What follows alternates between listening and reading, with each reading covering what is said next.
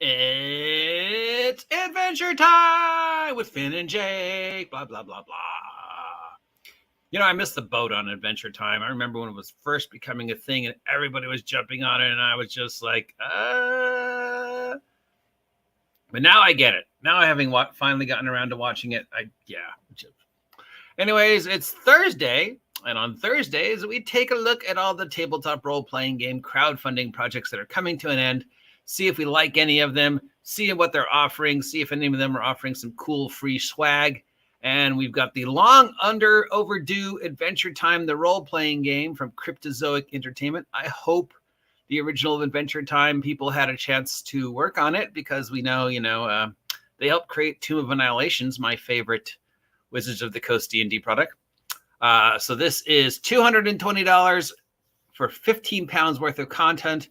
It comes with GM screen, dice, maps, rule books, a whole bunch of other stuff. Now, obviously, there's less expensive versions, but if you want to get the full thing with the bag and the dice and the other amazing crap that's coming with it, well, it's $220. That feels like it's way too much.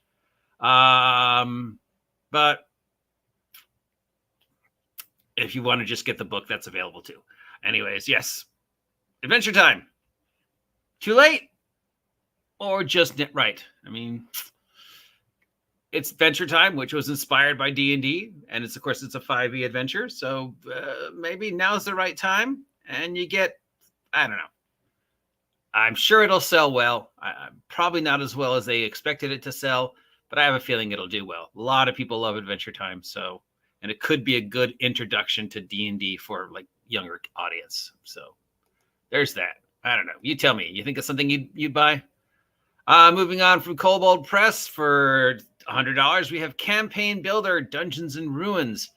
This is 256 pages of maps and stuff, including additions for Roll20, Alchemy, Demiplane, Fantasy Grounds, Foundry, and Shard. There's 3 you hardly ever hear mentioned: Alchemy, Demiplane, Foundry, and Shard. 4. But yes, there are more VTTs besides Roll20 and Fantasy Grounds and Owlbear Radio. So it's got dungeon maps, it's got more maps, it's got a book of how to run dungeons, build dungeons, explain dungeons, everything you've ever wanted to know about dungeoning type stuff for 5e for $99. Mind you, pretty much this is all things you could find for free online or for way cheaper, but it's Kobold Press, and Kobold Press, when they make 5e stuff, is usually the best third-party 5e stuff. So if they make a dungeon building guide, might be worth looking at. But then again, I feel like, money's tight for D&D stuff right now, and do I really want to spend $100 of stuff, when I can find Appendix N stuff for free online? From Beyond the Screen for 5e, we have Book of Spirits. This is $50 for the PDF and the print version of book, and it's a book about spirits and adventures and ghosts and environments and maps and spirits, and 200 pages of interplanetary, not quite ghosts, not quite elementals, but spirits. What's a spirit as opposed to, say, a ghost or an undead or an elemental?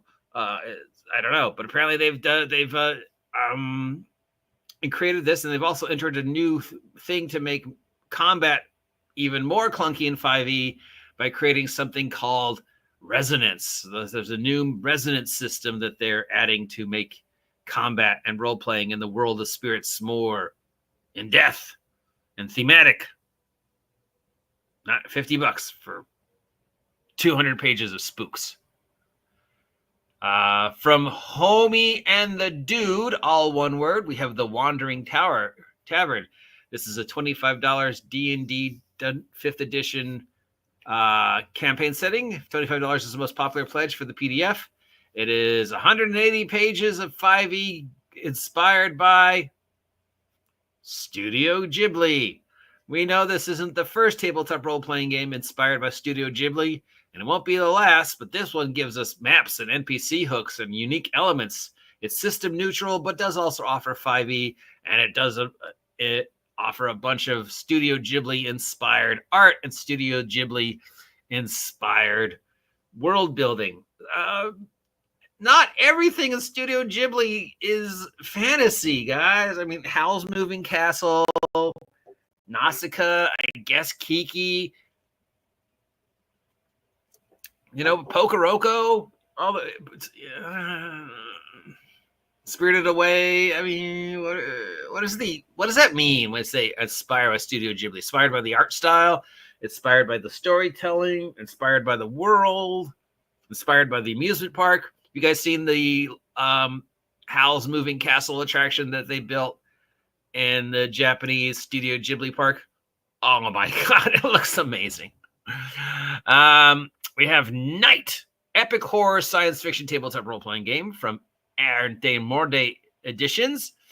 This is $199 for the PDF and the print version of the book, plus booklets, cards, GM screen, maps, dice, and more. You get a dystopian future horror. Knights, spelled Nights, not Knights, in powered armor. You have aliens. You have a few protected cities ruled over by immortals. And then you have these magically sci-fi horror-inspired dudes that are running around fighting the evil in their knight armor. But it also introduces a universal gaming rules. So if you don't want to use it for whatever, you can apply it to whatever system. From Jerry Joe Seltzer for 5e, we have Mimic Mayhem. This is $7 for the PDF and the book and some tokens. It's an adventure which deals with a town and a mine overrun by mimics. So think Among Us or Prop Hunt, but as a D&D adventure. Is that a person? Is it a mimic? Is that a table? Is it a mimic? Is that a barrel? Is it a mimic? I don't know. That could be fun.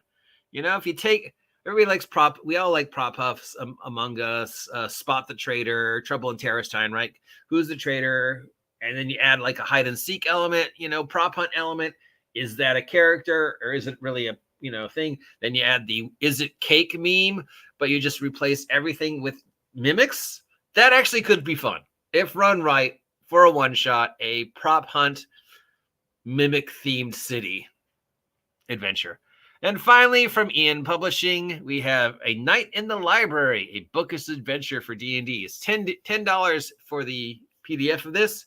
It's a library, and it's 27 pages that describe the library and give you lots of ways to generate book titles. So not only do you have an adventure in a spooky library, you have the tables to come up with names for books.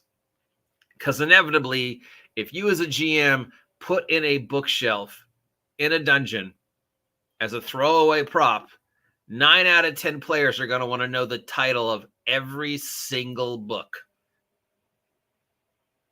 So this one gives you tables of how to do that, plus an adventure set in a spooky library. So you can't go wrong with that.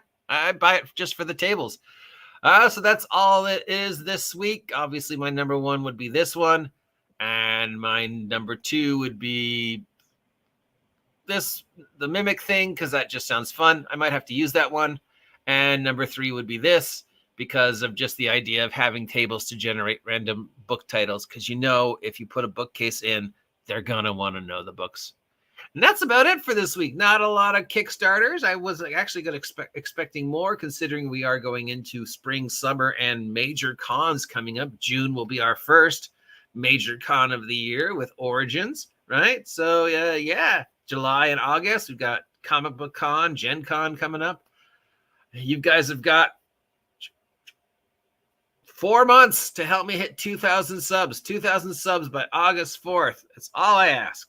What do I do if I don't hit 2,000 subs? I don't know. Probably nothing. Maybe I'll take a break. I don't know. That's it for today. If you appreciate this content, let me know. Blah, blah, blah, blah, blah, etc. Talk to you later. See ya.